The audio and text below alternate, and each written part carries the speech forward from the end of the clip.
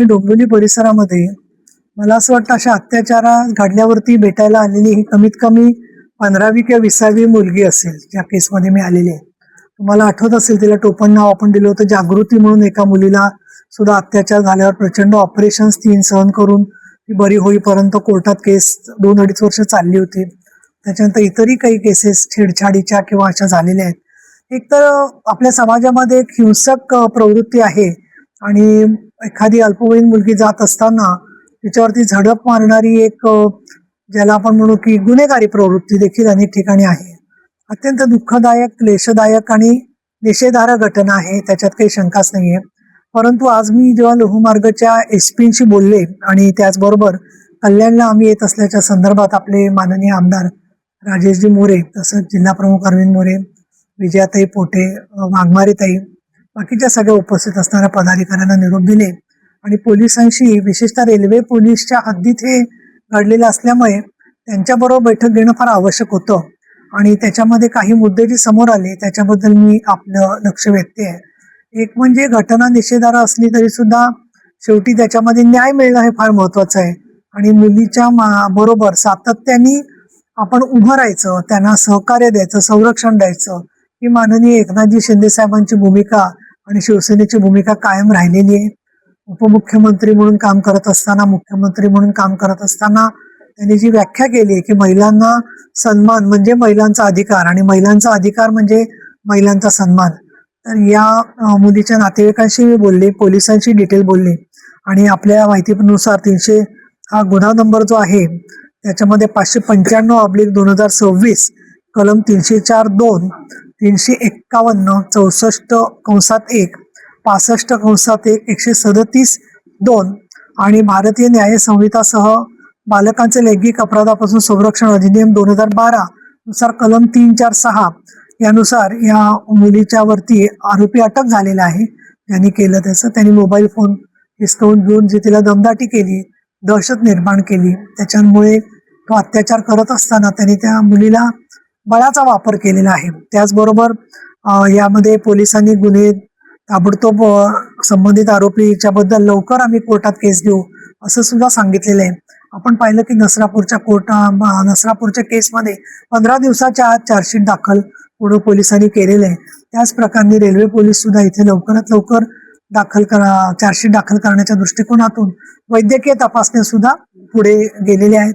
DNA taste, बाकीच्या blood taste वगैरे याची सुद्धा सॅम्पल्स घेण्यात आलेली आहेत आणि आता त्या मुलीला मानसिक आणखीन वेगवेगळ्या प्रकारे दिलासा देण्याची खूप आवश्यकता आहे. तर इथे मी सांगू इच्छिते, मुलीचं शिक्षण पूर्ण होण्याच्या दृष्टीने शिवसेनेच्या आमच्या स्थानिक सगळे पदाधिकारी राजेश मोरे, अरविंद मोरे आणि शिवसेनेने जबाबदारी स्वीकारलेली आहे. त्याचबरोबर कोर्टामध्ये चांगला त्यांना सरकारी वकील मिळावेत या दृष्टिकोनातून सुद्धा आम्ही संबंधित जे आहेत SP त्यांच्याशी सूचना दिलेल्या आहेत. त्यांना काही काळ जायला लागेल, पण यासोबत एक काही माझ्या सूचना होत्या रेल्वेला, ज्या मी 2015-16 पासून, म्हणजे सेनगावकर होते, रवींद्र शिसवे होते तेव्हापासून त्याचा फॉलोअप करते आणि तो म्हणजे कल्याणच्या रेल्वे स्टेशन जवळ काही पडीक इमारती आहेत बाजूला साईडला आणि तिथे पूर्वी सुद्धा एका रिक्षावाल्यानी मुलीचा विनयभंग केल्याची घटना झाली होती.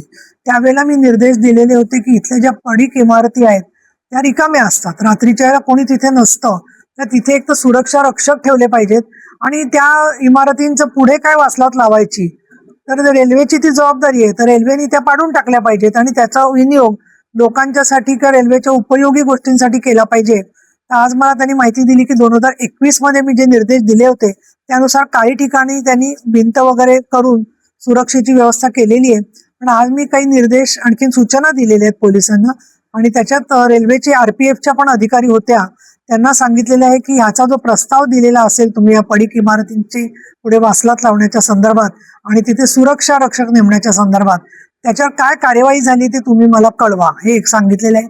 दुसरं, रेल्वे पोलीस आणखीन आपले स्थानिक पोलीस यांचा समन्वय वाढण्याच्या दृष्टीने CP रेल्वे पोलीस यांना सांगितलेलं आहे की पूर्णपणे पॅरलली समांतर असं पोलीस स्टेशन आणि रेल्वे पोलीस, कारण रेल्वेच्या हद्दीत गुन्हा झाला की तो गुन्हेगार किंवा आरोपी पळून जातो आणि तो मग शहराच्या हद्दीत येतो, मग त्याच्या पाठीमागे धावायला पोलीस नसतील तर तो उड्या मारून पळत जातो. नेहमीचे त्याचे ते ठरलेले मार्ग आहेत.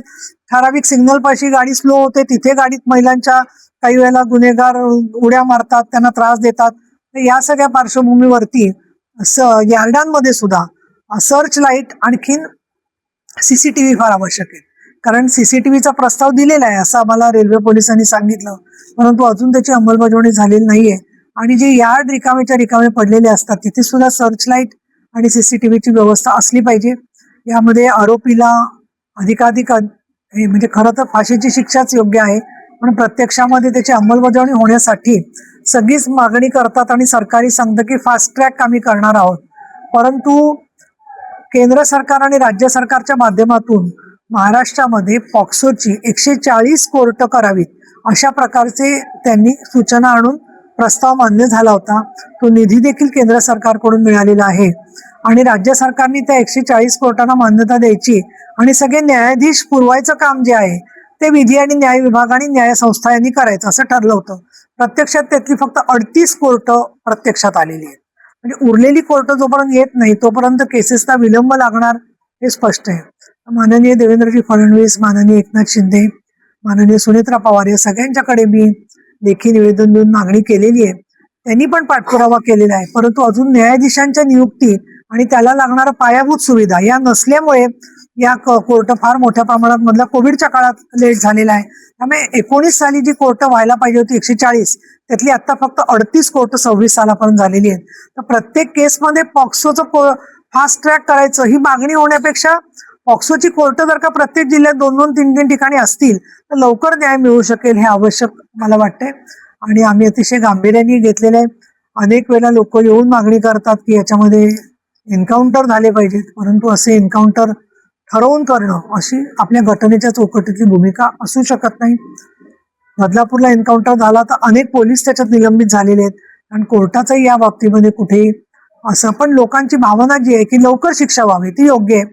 दुर्दैवाने कोर्टाची जेव्हा तारीख दिरंगाई होते 2 वर्ष, 3 वर्ष, 4 वर्ष लागतात, तर कोर्टाने पण भूमिका घेतलेली आहे की ते आरोपीला संपूर्णपणे बेल देऊन टाकतात कारण वेळ लागला म्हणून. किंवा पॅरोलच्या प्रश्नावरती सुद्धा मला राजकारण आणायचं नाहीये, पण ज्यावेळेला कोविड झाला त्यावेळेला तत्कालीन गृहमंत्री अनिल देशमुख यांनी सगळ्या जेलमधले सगळे कैदी पॅरोलवरती सोडून दिले.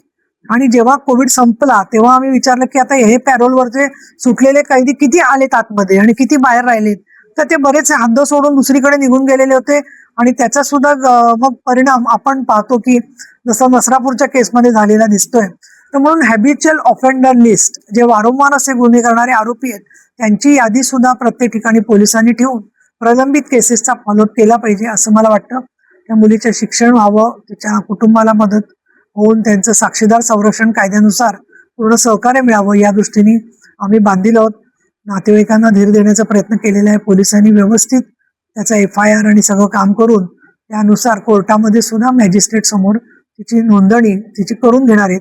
आणि चाइल्ड वेलफेअर कमिटी जी आहे ती त्यांचा SIR म्हणजे सोशल इन्व्हेस्टिगेशन रिपोर्ट आणि या संदर्भात रिहॅबिलिटेशन अशा अल्पवयीन मुलींचं कसं करायचं याबद्दल सुद्धा पोलिसांनी एक त्याचा अहवाल तयार करावा असं आम्ही त्यांना सुचवले. त्याची देखील प्रत आम्हाला देणार आहे.